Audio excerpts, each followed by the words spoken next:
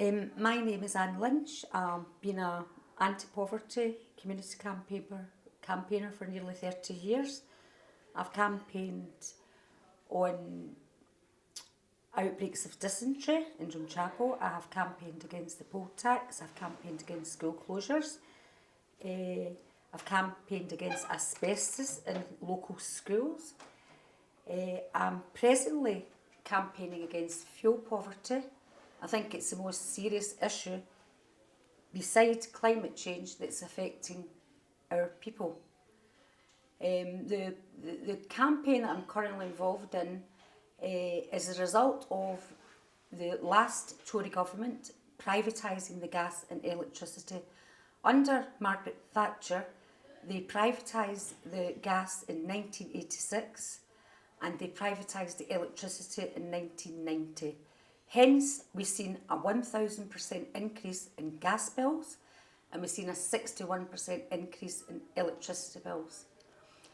The 6 privatised companies, including Scottish Gas, Scottish Power, Enlon, NPL, I can't remember all of them, but there's 6 private companies, last year announced their profits of £7 billion.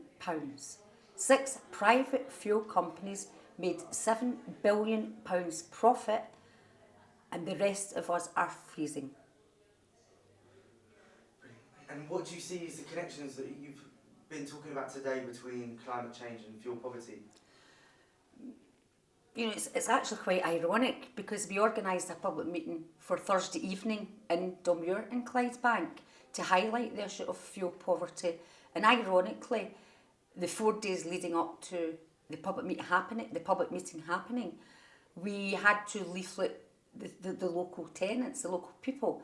We had 2,000 leaflets, and ironically, the weather was a big barrier to us having that meeting because on the Thursday evening was one of the worst rains we've seen, and we were soaked. We couldn't get access to closes because closes were flooded.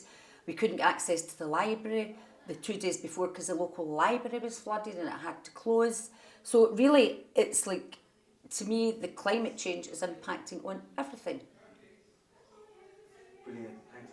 And what kind of, so if we have more kind of discussions amongst people fighting previously seen disconnected issues such as climate change and poverty, but now that people are making the connections, what action would you like to see happen to stop fuel poverty and stop climate change together over the next year? What would you like all of us to do together?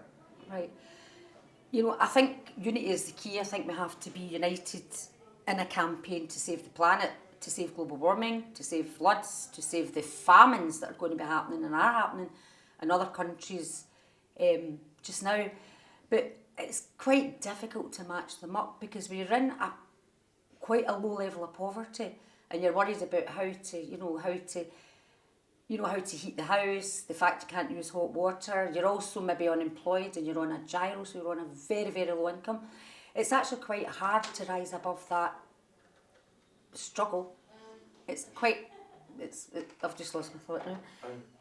It's quite hard to rise above that level of oppression to become organised and to, for the bigger picture. But I think it can be done if we link them up. I think it can be done. Because I think ultimately at the end of the day, environmental chaos and climate change is possibly could deny our grandchildren a future. And I'm not very happy about that.